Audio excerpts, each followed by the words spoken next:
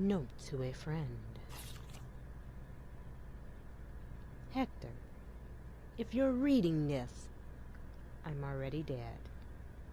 If you hear any noise coming from the lockers, do not open it, please. While you were out on patrol, I focused on finding a way to get to the other side. I realized explosives might be our best bet. I managed to rig up a pretty good bomb, but we don't have any batteries for the detonator. I'm pretty sure I sent one to the safety deposit room during intake last week. We need that battery if we're going to knock this wall down. So I'm heading downstairs to find you, since I know you have the safety deposit room key. As soon as I left the shower room, I was attacked. One of them bit me. I washed the wound as best I could, but I feel worser and worser. I hope I don't need to spell out why you must not open the locker. Please, don't worry about me. Just get yourself out of here as fast as you can. Your buddy, Wes. P.S. Don't worry about that $600 I lent you. Think of it as a gift towards your upcoming move. Good luck, buddy. Report on the mansion incident. We know about that. This bizarre incident occurred in a mansion owned by Umbrella Corporation, located in the Arkley Mountains, on July 23rd. STAR's Bravo team was dispatched to the Arkley Mountains to investigate a series of mysterious and grisly murders, and went unexpectedly radio silence. On July 24th, Alpha Team was dispatched as well, and became entangled in the events at the nearby mansion. The incident culminated in the destruction of the mansion. Casualties was numerous.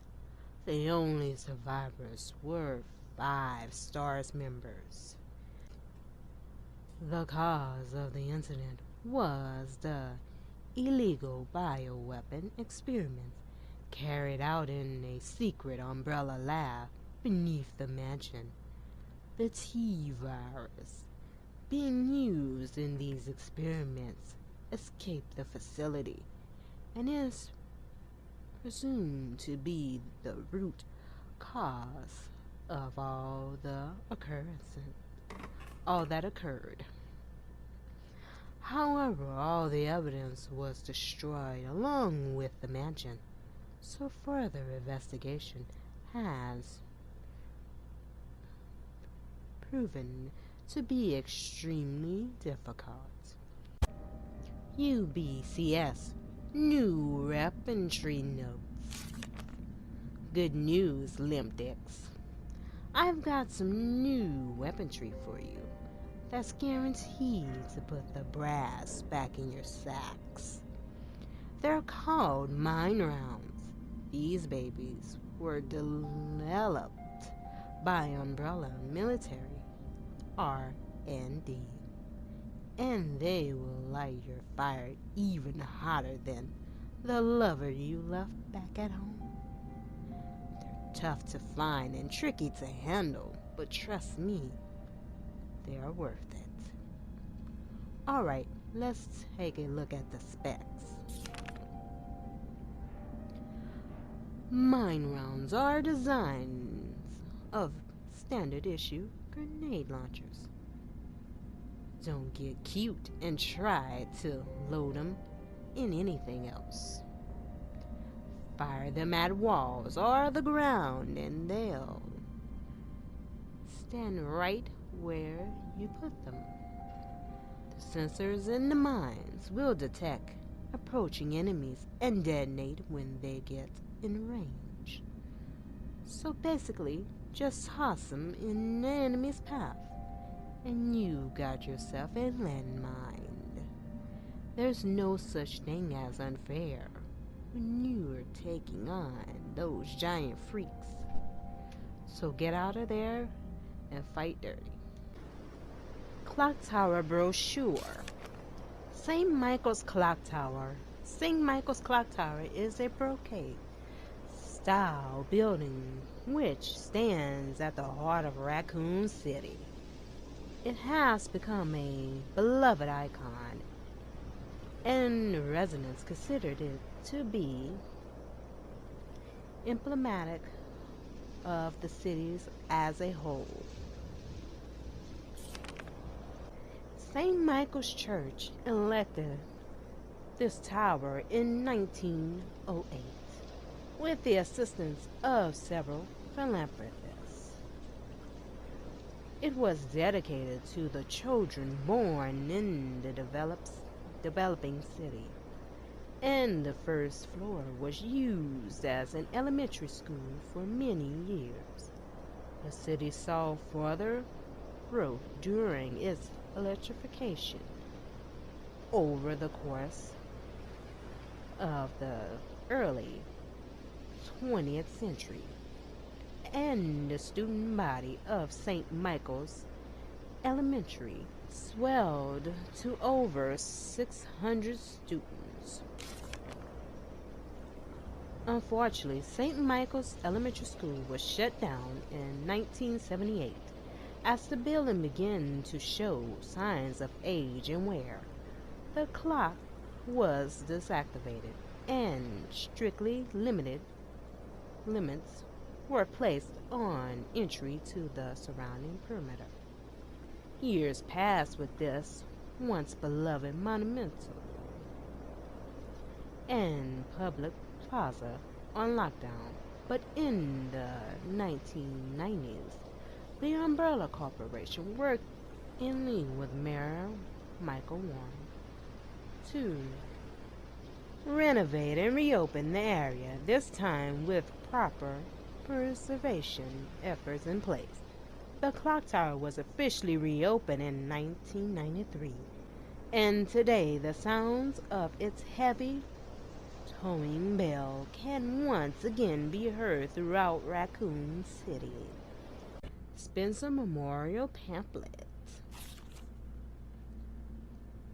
Welcome to the Spencer Memorial Hospital, the heart of Raccoon City's healthcare, the forefront of science. Spencer Memorial Hospital was meticulously designed by the Spencer Foundation to serve as the backbone of medical care throughout the region. In addition to our state-of-the-art outpatient wing and spacious inpatient wing, we boast one of the country's largest research wings, where we conduct clinical trials for new drugs that will change the face of medicine across the United States and the world. Nurses Journal, September 25th. Every day, they bring in more of these mystery illness patients. The sedatives don't stop their delirium, so we had to put them in straitjackets and move them to the isolation wing. Problem is, the isolation wing is already busting at the seams.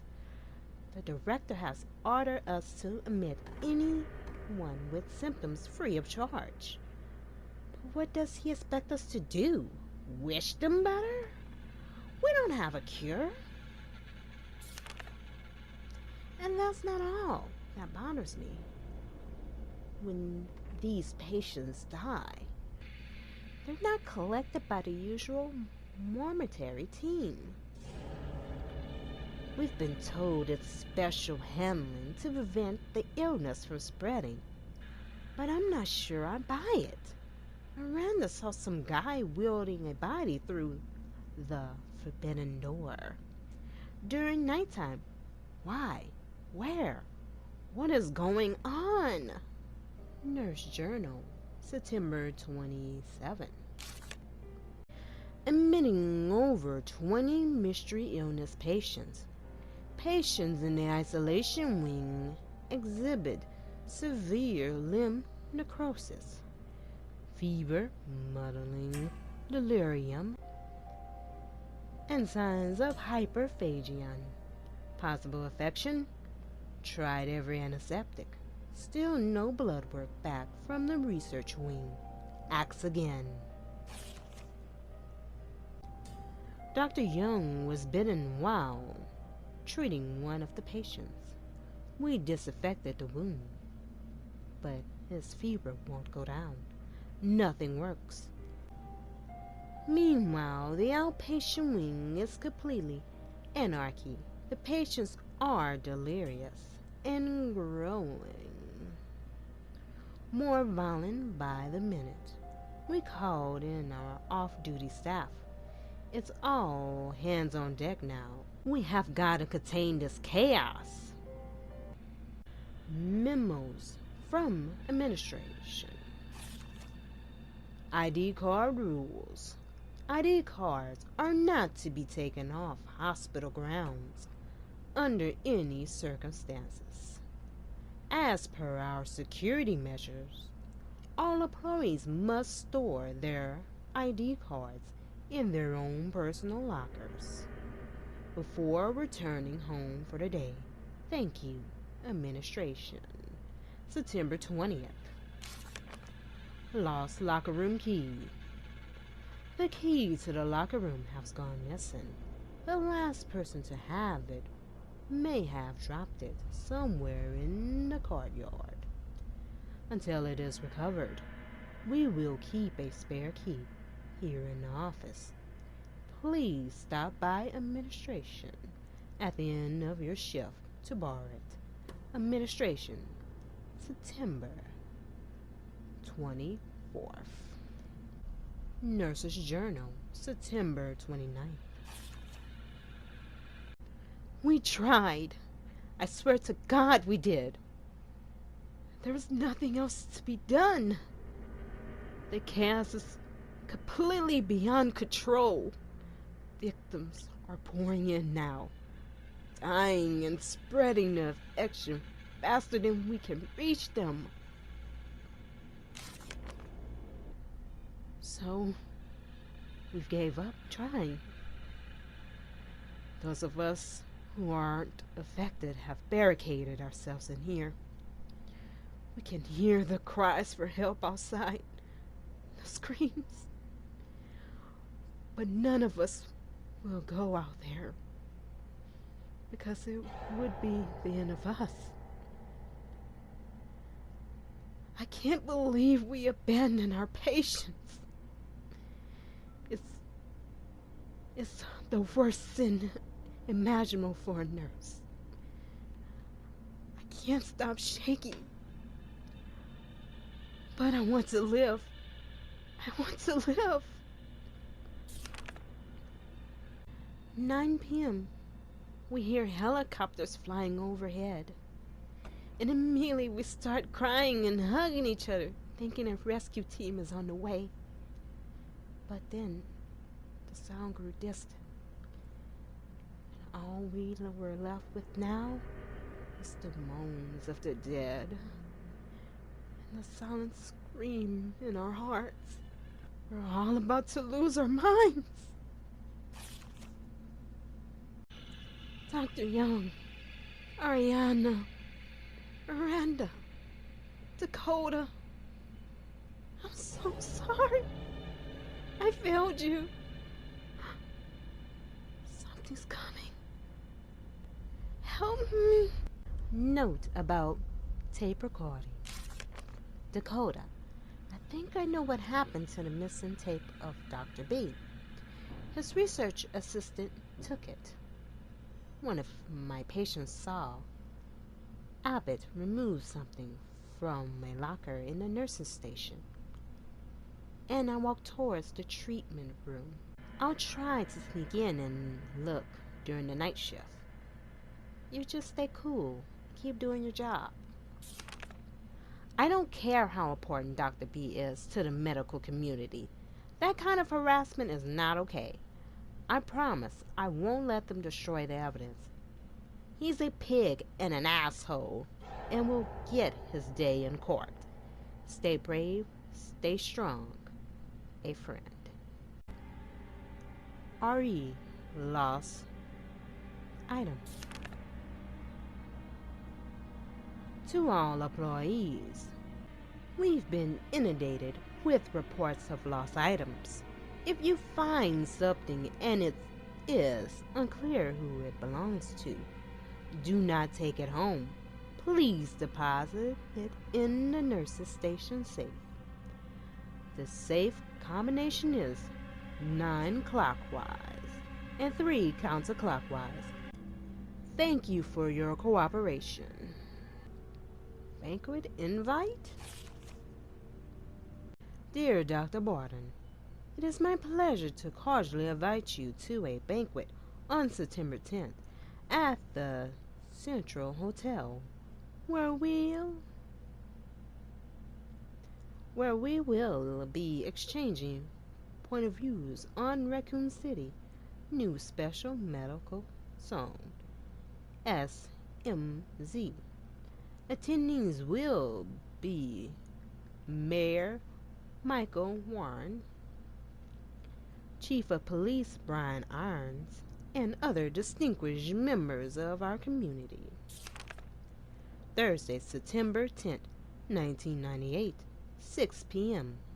The Orion Restaurant, the Central Hotel, 2nd floor.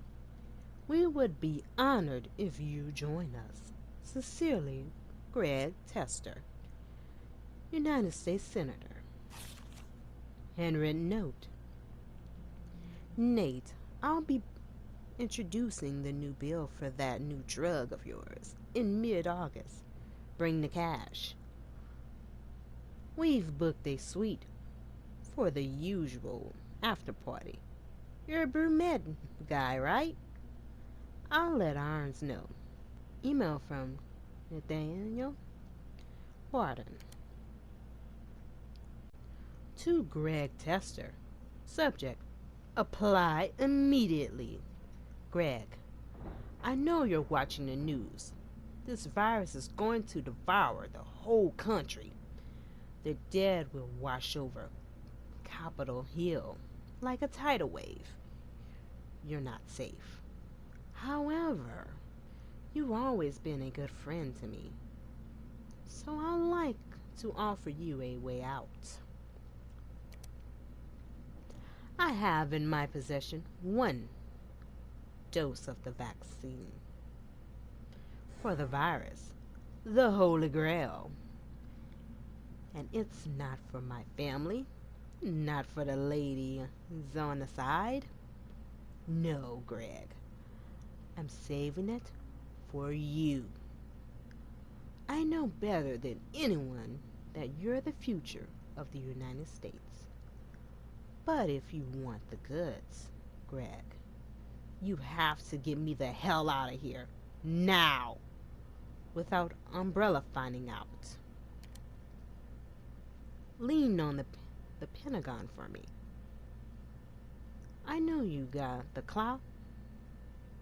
See if someone can get a rescue team here without UBCS involvement. You scratch my back, I'll scratch yours. Which should sound pretty chase after the parties we've been to. Hurry, my time is running out. Nate.